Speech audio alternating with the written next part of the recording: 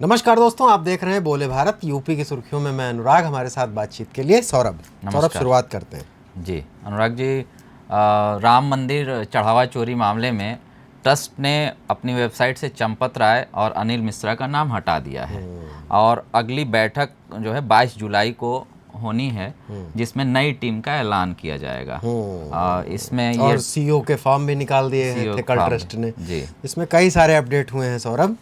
एक तो website update हुई है क्योंकि चंपत राय और अनिल मिश्रा का इस्तीफा पिछली बैठक में स्वीकार कर लिया गया था। एक तो ये है बात, तो इससे ही स्थापित हो गया कि उनका इस्तीफा स्वीकार हो स्थापित पहले भी हो गया था क्योंकि बाद में बैठक के बाद में कहा था लोगों ने, लेकिन अब ये वेबसाइट अपडेट हुई है।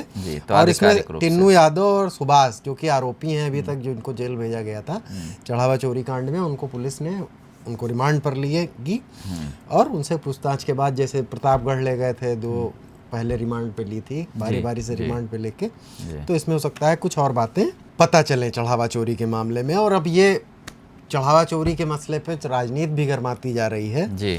अभी गोरखपुर का मामला आपको ध्यान होगा, वहाँ एक नेता ने उसका पोस्टर छपवाया सरकार के खिलाफ, उनको जेल भेजा गया है गिरफ्तार करके। और आज अखिलेश यादव के खिलाफ पोस्टर कई जिलों में, उत्तर प्रदेश के मथुरा, बाराबंकी और भी तमाम सारे जिलों में जी, जिसमें दिल में बाबर मुंह में राम, इस तरीके कि दिल में बाबर मुंह में राम। भारतीय जनता पार्टी इस पिच पर घेर रही है समाजवादी पार्टी को कि बाबरी मस्जिद और राम मंदिर प्रकरण में उनका जो रुख था, गोलीकांड की बात उनसे जुड़ी हुई है, हनुमानगढ़ी में नमाज पढ़ाने ये सब सीएम बोल रहे थे। सीएम योगी भी कह रहे थे कि इन्होंने तो हनुमानगढ़ी की सीढ़ियों पे नमाज पढ़वाई। कह रहे थे कि लोहिया रामायण मेला कराते थे और ये आज के समाजवादी जो बाबर और औरंगजेब को अपना आदर्श मानते हैं, जैसी बातें चल रही हैं, उसी क्रम में अखिलेश का पोस्टर भी आ गया है। इससे पहले सीएम योगी और सरकार के खिलाफ भी पोस्टर लगे थे अयोध्या में, और गोरखपुर के एक नेता ने लगवाए थे, उनको जेल भेजा गया है। तो ये सब झगड़ा चल रहा है इसको लेके।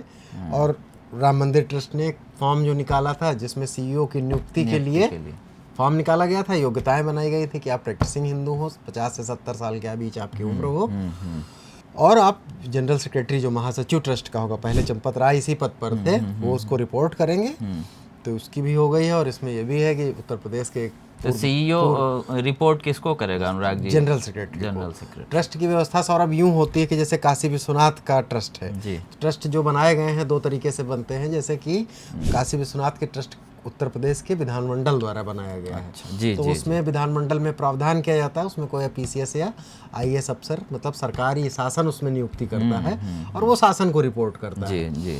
जो उसका जैसे काशी विश्वनाथ मंदिर, काशी विश्वनाथ में है, तिरुपति में है, और विधानमंडल ने वैष्णो देवी का भी ट्रस्ट बनाया है। राम मंदिर में ये मसला इसलिए थोड़ा अलग है कि ट्रस्ट चूंकि सुप्रीम कोर्ट के निर्देश पे राम मंदिर पे बना था, तो इसमें कुछ तरह की तकनीकी अड़चने भी हैं। या तो ट्रस्ट के पूरे प्रारूप को जो एक्ट ला के बदला जाए, वरना इस तरह से सरकार को रिपोर्ट करने वाला। तो सवाल ये भी खड़े हो रहे हैं कि अगर व्यवस्था ट्रस्ट के ही लोग देखेंगे, दरअसल बात ये सरकारी नियंत्रण की हुई थी कि सरकार इसको देखना शुरू करे, गड़बड़ी हो रही है, ये भी सब भी चर्चा चल ही रही है। बाकी स्थानीय साधु संत का ये मानना था कि अधिक से अधिक उनकी भागीदारी होनी चाहिए थी। वो एक अलग बहस है पूरी कि एक कुछ लोग कहते हैं सरकार देखे, कुछ लोग कहते हैं कि सरकार क्यों हमारे चीज़ों में दखल देती है, तो वो एक अलग बहस है। तो इसी बहाने होगी। लेकिन सीईओ का फॉर्म आ गया है, 18 जुलाई तक उसमें लोग आवेदन करेंगे। 3 सदस्यीय टीम गठित है पहले से ही चयन के लिए, वो उनमें से एक सीईओ बना देगी, जो अभी नया महासचिव जो चार्ज देख रहे होंगे वो उनको रिपोर्ट करेंगे। जी।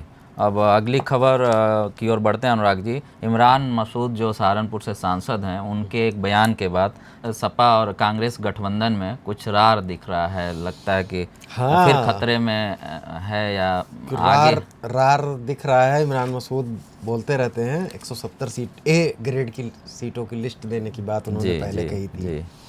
और दरअसल अखिलेश यादव से इमरान का थोड़ा 36 का आंकड़ा है कुछ एक मसलों को लेके।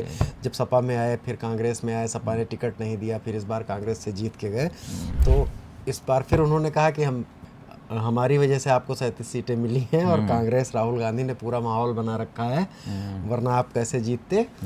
और इमरान इससे पहले भी बोलते हैं, कुछ लोग कहते हैं कि पार्टी आला कमान के निर्देश पर ही बोलते हैं, कुछ लोग कहते हैं अपनी निजी खुन्नस की वजह से बोलते हैं। अखिलेश यादव इस पर चुप रहते हैं। समाजवादी पार्टी अभी तक आधिकारिक तौर पर ये कह देती थी कि ये उनके और नेताओं के बयान पर क्या बात करें, हम देख लेंगे, आला कमान के थ्रू बात होगी।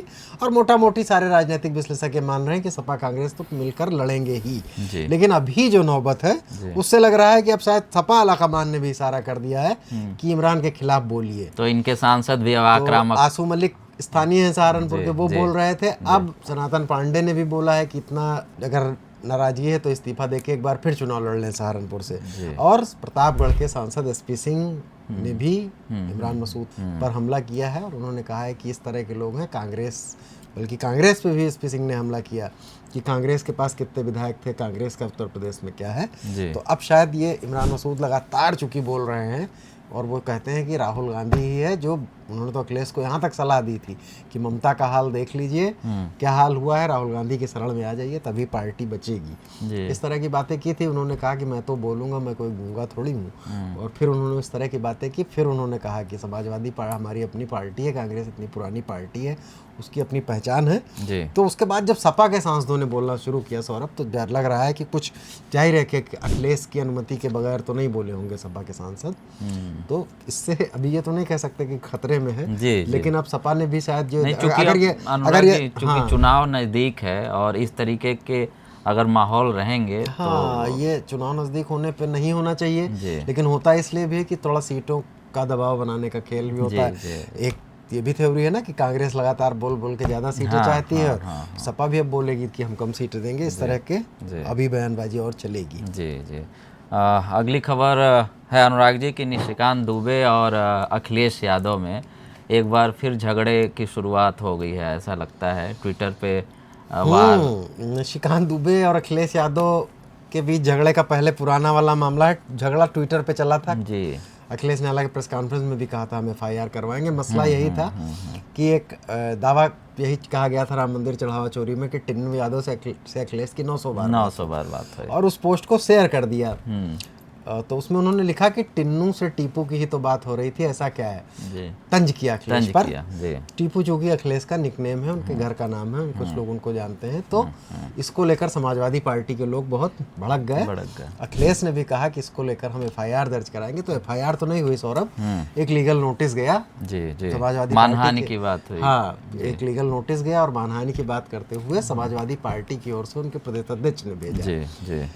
तो मसला ये चल रहा था। फिर उन्होंने ये भी कह दिया कि अरे भाई वकील कौन है ये पाल, इस तरह के ट्वीट ये किए। आप ट्विटर पे थ्रेड देखेंगे तो उनके फिर से कह दिया और उन्होंने दोबारा ये उनके पाल वकील ने लिखा कि आपने वकालत के पैसे का भी अपमान किया है। तो कल निशिकांत की तरफ से एक ट्वीट आया, उसका जवाब आया था, कानूनी तौर पर भी एक जवाब आया था जिसमें सब बातें लिखी हुई थी कि हमने ऐसे ऐसे कहा था। वकील से भी कहा था कि हमने आपको नहीं कहा, मैं तो हमारे खानदान के लोग खुद इस पेशे से जुड़े हैं। और लास्ट में था कि अगर फिर भी हमारी किसी बात से आपको खेद पहुंचा हो तो आप, मैं उसके लिए खेद प्रकट करता हूं। लेकिन उसके बाद समाजवादी पार्टी ने के कार्यकर्ताओं ने उन्होंने ट्रोल करना शुरू कर दिया लोगों को, निशिकांत दुबे को, कि तो माफी वीर निकले वगैरह वगैरह। और हेडलाइंस मीडिया में भी ये चली कि निशिकांत दुबे ने माफी मांग ली और आज निशिकांत ने फिर पलटवार किया है कि मैंने तो कोई माफी नहीं मांगी है, मैं तो गंगा किनारे और ये है। तो ये दिलचस्प है थ्रेड ट्वीट का, एक बार फिर शुरू हो गया है। देखिए अभी निशिकांत ने ये लिखा है, हो सकता है समाजवादी पार्टी की तरफ से भी कुछ लिखा जाए और अगर अखिलेश प्रेस कॉन्फ्रेंस कर दें तो हो सकता है कुछ बोले भी ये। जी। अनुराग जी अगली खबर है यूपी में एक एनकाउंटर हुआ है। हाँ, एनकाउंटर का एक जिक्र इसलिए कर दें कि उत्तर प्रदेश में एनकाउंटर और बुलडोजर, गोरखपुर में एक बसपा नेता को गोली मारी थी मुस्तफिजुर ने जी। तो उन्हें पुलिस ने ट्रेन से वो उनको रोकने की कोशिश 2021 में बसपा के कैंडिडेट भी थे, वो कैंडिडेट भी थे, ये राजनीतिक रंजिश थी। तो उनको जो है ये जी पुलिस ने रोकने की कोशिश की और फिर वो हुआ तो STF ने उनको निशाना बनाया। इन पर 1 लाख रुपए का इनाम भी था सौरभ जी।